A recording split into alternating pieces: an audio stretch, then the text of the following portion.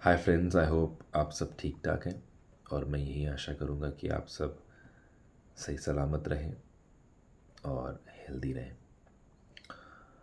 पिछले वीडियो में मैंने हमारे इन द्वीपों के युवक युवतियों के लिए कुछ बातें रखी जो विशेषकर इस वक्त अपनी परीक्षा की तैयारी कर रहे हैं जो अगले महीने में होने वाला है।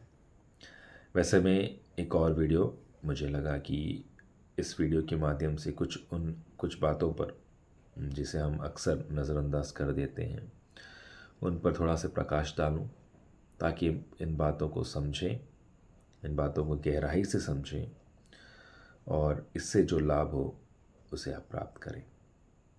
बात छोटी है, आपको लगेगा कि बहुत छोटी बात है, इससे बहुत बड़ा संबंध नहीं है, पर मैं आपको कह सकता हूँ यकीन के साथ बहुत बड़ा संबंध है और बहुत बड़ी शक्ति है। तो आपको मैं चाहूँगा कि आप इस वीडियो को अंत तक देखें, समझें। अक्सर हम कहते हैं कि छोटी बात है, नज़रअंदाज कर दे तो चलेगा, कोई बहुत बड़ी बात नहीं है। एक छोटा सा उदाहरण रखूँगा आपके सामने और आप डिसाइड करिएगा। मेरे पास यदि एक 30 लाख रुपया की गाड़ी हो और मैं उस गाड़ी को चला रहा हूँ और अचानक से बहुत ज़ोर से बारिश आने लग गई। मैंने वाइपर चलाया और वाइपर काम नहीं कर रहा। तो आपको क्या लगता है कि मैं गाड़ी चला पाऊँगा? मैं नहीं चला पाऊँगा। आप यदि चला पाए तो ठीक, क्योंकि जब तक मुझे नहीं दिख रहा कि मेरे आगे क्या है, गाड़ी आ रही है या नहीं, मैं गाड़ी नहीं चला पाऊँगा। तो देखिएगा, इतना एक्सपेंसिव गाड़ी होने के बावजूद भी बस एक छोटा सा वाइपर यदि ना रहे बारिश के वक्त तो वो गाड़ी चल नहीं पाएगा। उसी प्रकार छोटी छोटी बातों पर यदि हम ध्यान ना दें तो हम चाहे कितने लंबे समय तक क्यों ना पढ़ लें, कहीं ना कहीं कुछ ना कुछ कमी रह जाएगी। तो सबसे पहले जिस पर आपको ध्यान देना होगा वो ये है कि आप जिस किसी धर्म से संबंध क्यों ना रखें, जिस किसी धर्म को आप फॉलो क्यों ना करें, आप अपने पवित्र स्थल ज़रूर जाएं, प्रार्थना करें। क्योंकि जब आप अपने पवित्र स्थल जाते हैं तो एक ताकत सी मिलती है, एक पॉजिटिव वाइब मिलता है।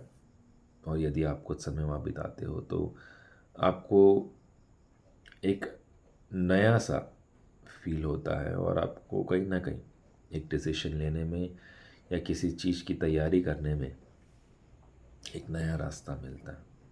कई लोग अक्सर ये सवाल रखते हैं कि किस प्रकार तैयारी शुरू किया जाए, कहाँ से शुरू करें, कहाँ पर समाप्त करें। इसका जवाब मैं नहीं समझता हूँ कि कोई इंसान दे पाएगा आपको। सब आपको गाइड करेंगे, बोलेंगे कभी ये कभी वो, पर एक बार आप चाहिए, उसके बाद जब आपकी आदत हो जाएगी हमेशा अपने पवित्र स्थल जाने की, मैं यकीन के साथ कहता हूँ कि जो भी प्रॉब्लम्स, कठिनाइयाँ आपके सामने आएगी उसे आप आसानी से दूर कर पाओगे, क्योंकि मैंने इस चीज़ को अपने जीवन में महसूस किया। तो जो भी धर्म से आप क्यों ना हो, अपने अपने पवित्र स्थल जाएं, पूजा पाठ करें, प्रार्थना करें और उसके बाद पढ़ाई की ओर ध्यान दें। विज्ञान नहीं मानता है कई सारी बातों में। विज्ञान कहता है कि मुझे इसके लिए एक सबूत दीजिए, give me a proof and I will believe. Science ये कहता है, पर मैं यह समझता हूँ कि विज्ञान साइंस से बढ़कर भी बहुत कुछ इस दुनिया में है और उसकी ताकत असीम है। तो please visit the holy place at least once a week and give yourself some time out there and pray. If you do not know how to pray, just sit in calmness free your mind, free yourself, and just sit there. That's more than enough. That will really help you. Just keep your mind empty and just think everything positive. बहुत कुछ अच्छा होगा आपके लिए. ये रही पहली बात. दूसरी बात, आप अपने माता पिता से बात करें. कई सारे बच्चे जो है वो अपने माता पिता से बात नहीं करते. बस उठते हैं तो वो नाश्ता मिल जाता है उनको, उसके बाद दोपहर में तक घर से बाहर रहते हैं, उसके बाद शाम को आता है. फिर बहुत सारी घर की कहानी है ये. मैं चाहूँगा कि आप अपने घर पे, यदि आपके माता पिता हैं तो उनसे बातें करें, आपके गार्डियंस हैं तो उनसे बातें करें, या फिर कोई जो बड़े आपके घर में हैं जो आपकी देखभाल करते हैं उनसे बातें करें. उनको समझाएं कि आप क्या कर रहे हैं, किस चीज़ की तैयारी कर रहे हैं, किस प्रकार की तैयारी होती है, ये सब उनको समझाएं. हम ये नहीं कह सकते कि वो ज़्यादा पढ़े लिखे नहीं हैं या अनपढ़ हैं तो उन्हें समझ नहीं आएगा. ऐसा बिल्कुल नहीं होता. ये हमारी सोच है, ये हमारी एक गलत सोच है. किसी बात को समझने के लिए व्यक्ति पढ़ा लिखा हो या ना हो, कोई संबंध नहीं रखता इससे. आप उनसे बात करें, उनको समझाएं आप क्या कर रहे हैं. पढ़े लिखे हैं नहीं हैं उससे कोई मतलब नहीं है. उनको मालूम होना चाहिए कि आप कर क्या रहे हो, किस चीज़ की तैयारी कर रहे हो, किस प्रकार का समय की आवश्यकता पड़ेगी आपको. बहुत कुछ बातें हैं जो करनी होगी आपको. और उसके बाद उनसे आशीर्वाद लेना बहुत महत्वपूर्ण है. ईश्वर के बाद जिस किसी भगवान को आप पूछते हो, उनके बाद माता पिता या फिर आपके गार्डियंस या फिर आपके घर पे जो भी बुज़ुर्ग हैं, जो बड़े लोग हैं, उनसे आशीर्वाद लेना बहुत अनिवार्य है. क्योंकि उनका आशीर्वाद आपको एक नई ताकत देती है, एक नया बल प्रदान करती है. और उनसे कहिए कि आपके लिए वो दुआ करें. उनकी दुआ, बड़ों की दुआ, विशेषकर माता पिता की दुआ हमेशा बच्चों के लिए कुछ अच्छा ही करती है. और मैं समझता हूँ, जैसे मैंने कहा, कि बहुत कम लोग हैं जो अपने माता पिता से बातों को डिस्कस करते हैं. और यही कारण आज की तारीख में यदि आप देखें, कई सारे यंगस्टर्स, जो बड़े लोग हैं उनको तो मैं काउंट में लाता ही नहीं हूँ, मैं सिर्फ यंगस्टर्स की बात करता हूँ. आप ज़रा कभी विज़िट करिए कोई हॉस्पिटल वगैरह. अगर अंडमान की अगर बात करें तो यदि आप जीपंत विज़िट करें, साइकेट्रिक वार्ड वगैरह, आपको बहुत बड़े लोग नहीं मिलेंगे, कम उम्र के लोग मिलेंगे आपको. कारण ये कई सारे कारण हो सकते हैं, पर मैं समझता हूँ कि उनका जो गैप रह चुका अपने माता पिता से, बड़ों से, घर से, वो बहुत ज़्यादा हो चुका था, जिस कारण से वो अपने आप को खो दिए. क्या कर रहे हैं, क्या नहीं कर रहे हैं, कुछ भी नहीं पता. तो ऐसे हालात में है. तो मैं चाहूँगा कि आप बात करो, आप बातों को क्लियरली समझाओ, और उसके बाद उनसे आशीर्वाद लीजिए हर दिन. माता पिता से, गार्डियंस जो भी आपको देखते हैं और जो बड़े हैं आपके घर पे, उनसे हर दिन आशीर्वाद लीजिए. बहुत ताकत होता है उसमें. मैंने अपने जीवन में इसका एहसास किया है. मैं चाहूँगा कि आप भी वो करें. It is really important to have the blessings of your parents, elders, guardians. It's really important and it works. It gives you real positive vibes. It gives you energy. It really does. अगला, यदि आप कहीं पे पढ़ाई करने जाते हैं, कोई क्लासेस वगैरह करते हैं, तो वहाँ पे जो आपको सिखाते हैं, उनकी इज़्ज़त करना, उनकी मर्यादा करना, उन्हें ग्रीट करना जब भी आप उन्हें देखते हैं कहीं कहीं पर भी, ये बहुत एक इम्पॉर्टेंट पॉइंट होता है. हमेशा अपने गुरु का आदर करना. कई सारे एपिक्स में हमने इस चीज़ को पढ़ा है, सुना है, तो बहुत महत्वपूर्ण होता है. कई लोगों का ये एक सोच होता है कि हम जाते हैं, हम पढ़ते हैं, हम फ़ीस पे करते हैं तो हमारा काम हो गया। बात सही है कि आप अपना समय और आप अपना फ़ीस देते हैं तो आपका काम समाप्त। पर मेरा मानना है कि जो आपको सिखाता है वो कोई चीज़ बिक्री नहीं करता है। आप कोई दुकान गए, कोई सामान लिया, आपने कोई जैम बॉटल ले लिया, आपने मोर्टीन कॉइल ले लिया, तो आपने पैसा दिया और आपने ले लिया, ठीक। लेकिन ज्ञान ऐसा नहीं होता है। Knowledge is not such. They give you what they have learned, what they are best in. तो मतलब वो शेयर कर रहे हैं जिसमें वो बेस्ट हैं और चाहते हैं कि आप उनसे बेहतर करें। कभी भी कोई भी अगर आप क्लास करें और जो आपको पढ़ाता है वो हमेशा यही चाहेगा कि आप उनसे बेस्ट करें। और यदि नहीं चाहता है और केवल पैसे के लिए ही करता है तो एक्सपेक्ट नहीं कर सकते हैं। पर मैं समझता हूँ कि अधिकतर जो पढ़ाते हैं आपको, उनका एक ही मकसद होता है कि आप उनसे बेहतर करें और आप उन्नति करें और बहुत आगे बढ़े अपने जीवन में। तो उनका आशीर्वाद भी आपके लिए बहुत महत्वपूर्ण होता है। To have the blessings from your teachers is really important. Their prayers, their blessings are really vital and it works.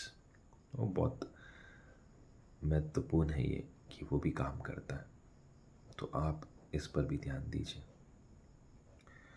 अगली बात कि आप अपने आप को किसी के साथ कंपेयर मत करिए। अधिकतर लोग अपने आप को दूसरों के साथ कंपेयर करते हैं, तुलना करते हैं और अपने आप को कमज़ोर कर देते हैं। बहुत ही एक गलत तरीका होता है, एक गलत अप्रोच होता है।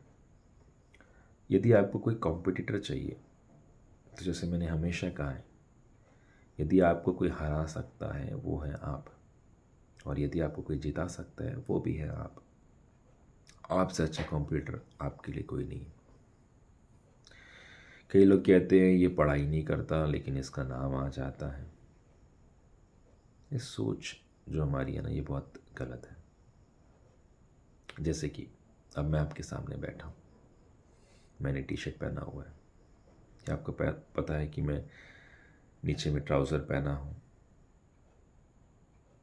या निक्कर पहना हूँ या पैंट पहना हूँ? क्या मैं नहीं समझता हूँ कि आप बता पाएंगे।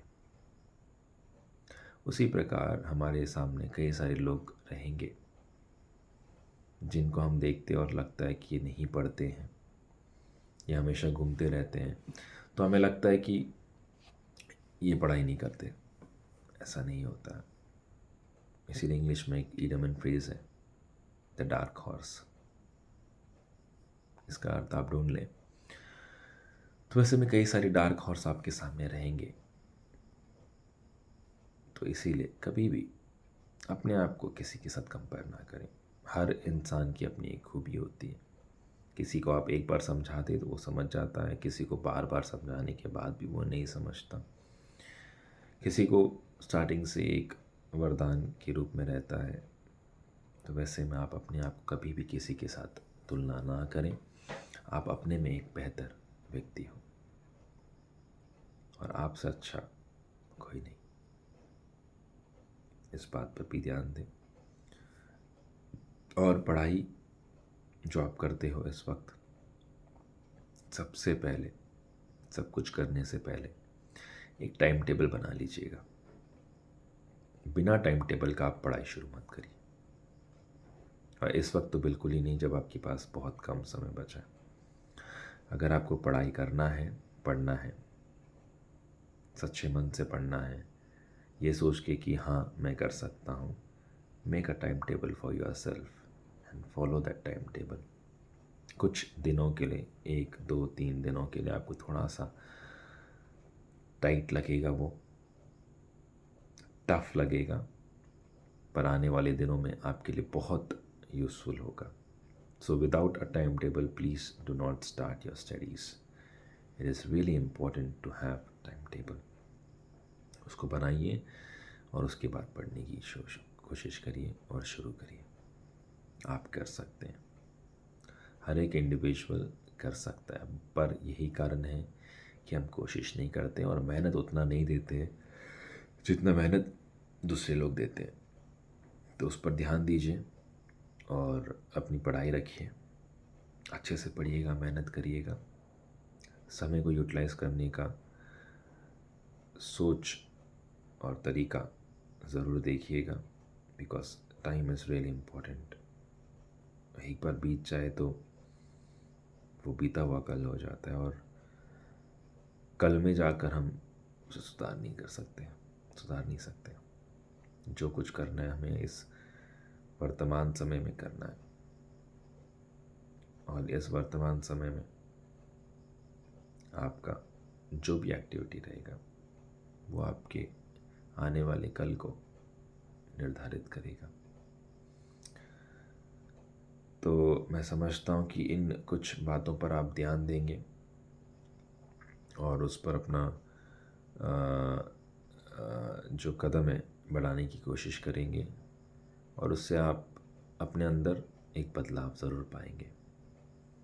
ये मैं आपके वादे के साथ कह सकता हूँ कि आप ज़रूर कुछ नया करोगे।